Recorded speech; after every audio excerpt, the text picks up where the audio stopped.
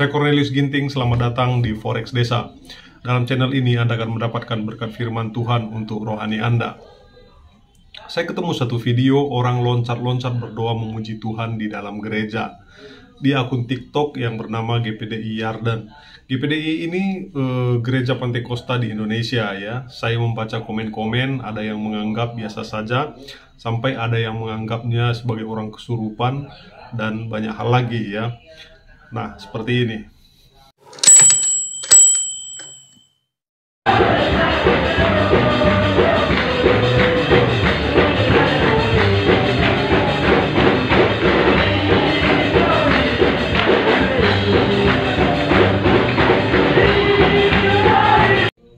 Saya lahir dan besar di gereja GPDI atau gereja Pantekosta di Indonesia ya. Menanggapi hal ini, saya mau bilang, betul masih banyak kekurangan dalam organisasi ini, seperti sistem otonom yang mengelola keuangan gereja umumnya masih atas nama pribadi, sehingga orang-orang tidak tahu kemana uang dari jemaat mengalir, apakah untuk pribadi atau pekerjaan Tuhan. Nah, seperti ini kata pendeta Stephen Tong.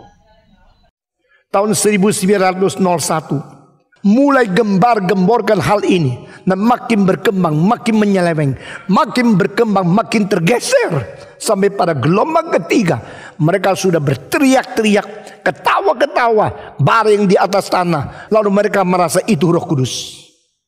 Pemimpin-pemimpinnya hidupnya tidak suci, khususnya di dalam dua hal, di dalam seks dan keuangan, membuktikan itu bukan Roh Kudus.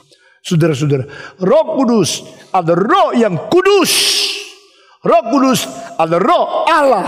Roh Kudus adalah roh kebenaran. Roh Kudus adalah roh yang mengahyukan kitab suci. Sejauh mata saya melihat dan apa yang saya alami, yang pertama yaitu hal seperti ini tidaklah dibuat-buat, bahkan saya sendiri alami. Ketika alami jamahan Tuhan, hadirat Tuhan, maka sukacita meluap di hati sampai terekspresi seperti itu. Ada yang loncat-loncat, ada yang menari, tapi itu dalam keadaan sadar bukan tidak sadar. Seperti Daud menari memuji Tuhan sebagai ungkapan sukacita. Ada yang bilang itu kasusnya beda, bukan di rumah ibadah. Nah, kalau di rumah ibadah, harusnya kita kusuk memuji Tuhan. Mereka seringkali membenarkan praktik ini dengan mengutip di ayat Alkitab tentang Daud yang menari, ya, menari-nari karena dipenuhi Roh Kudus. Jadi mereka ini katanya menari-nari karena dipenuhi Roh Kudus. Saudara-saudara, kalau kita membaca konteks dari Daud ya, dia menari-nari dipenuhi Roh Kudus itu saat dia merayakan kemenangan, dan dia menari dengan sekuat tenaga kepada Tuhan itu dengan menggunakan kain yang dimana itu menjadi baju dalaman untuk Yusira. Nah, saudara-saudara, harus diperhatikan ya, tarian dari Daud itu, saudara, bukanlah tarian yang tidak etis seperti ini di dalam ibadah. Daud tidak sedang beribadah terus menari. Kalau dalam ibadah di bait Allah, semua orang Yahudi, para imam itu kusuk, mereka harus diam, tenang, dan teratur. Ada liturginya. Tapi kalau di saat menang perang, itu bukan sebuah liturgi, itu bukan sebuah ibadah, itu sebuah perayaan. Daud menari oleh karena bersukacita dia mendapatkan kemenangan. Tapi lihatlah ibadah-ibadah ini ya. Mereka juga seringkali mengklaim jangan membatasi kuasa Roh Kudus ya. Kalau saya bicara seperti ini, jangan membatasi kuasa Roh Kudus. Lah, siapa yang bisa membatasi kuasa Roh Kudus? Malah saudara, mereka ini bukan sedang dipakai Roh Kudus, mereka sedang menghina Roh Kudus. Karena Roh Kudus itu dalam Alkitab itu dikatakan sebagai satu roh daripada Tuhan ya, yang adalah Tuhan sendiri, yang menuntun orang pada kebenaran, kepada kehidupan, praktek, bahkan hidup gereja yang sesuai dengan Alkitab Perjanjian Lama dan Perjanjian Baru, bukan penyimpangan seperti ini.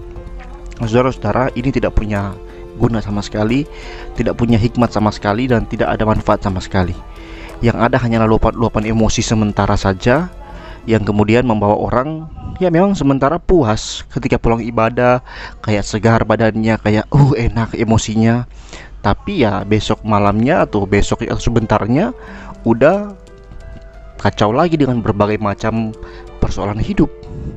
Nah, yang membuat kita sebenarnya menjadi semakin dikuatkan dalam iman itu bukan menari-nari seperti ini, tapi firman Tuhan yang mengajarkan kita tentang bagaimana menghadapi kehidupan ini, bagaimana bersikap, berespon dalam setiap situasi di tengah-tengah hidup ini. Saudara-saudara, waspadalah terhadap para pendeta, para orang-orang, bahkan waspada terhadap gereja yang sama sekali tidak mengajarkan kamu, tidak membawa kamu kepada praktik ibadah yang sesuai dengan firman Tuhan. Tinggalkanlah segera gereja-gereja sedemikian.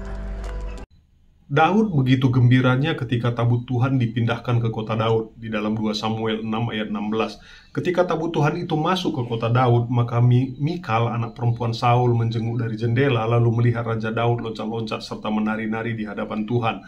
Sebab itu ia memandang rendah Daud dalam hatinya. Daud menari, loncat-loncat, mengekspresikan kegembiraannya menyambut tabut Tuhan. Di dalam tabut itu ada hadirat Tuhan, ada kehadiran Tuhan. Kenapa mesti kita memandang rendah orang-orang yang menari, melompat di dalam gereja?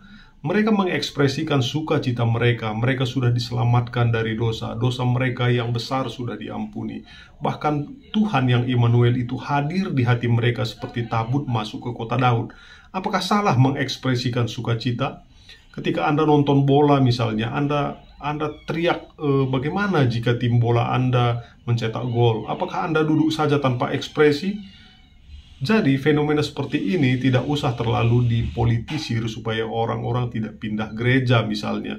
Nah, atau mungkin ketakutan satu pendeta misalnya, mereka itu pindah gereja gitu. Nggak usah ditakutkan. Nggak usah terlalu fobia dengan orang yang mengekspresikan sukacita mereka gitu ya. Nah, bukan berarti saya bilang bahwa gereja yang tidak terlalu mengekspresikan sukacita mereka itu merupakan orang nggak ada rohnya, nggak ada Roh Kudus di sana. Bukan seperti itu. Nah, saya pernah pelayanan di satu gereja di Bangka, aliran Reform ya, Injili Reform. Nah, saya juga memuji Tuhan, tidak tepuk tangan kala itu ya, karena memang ibadahnya itu tidak tepuk tangan ya. Nah, dan ada liturginya segala macam.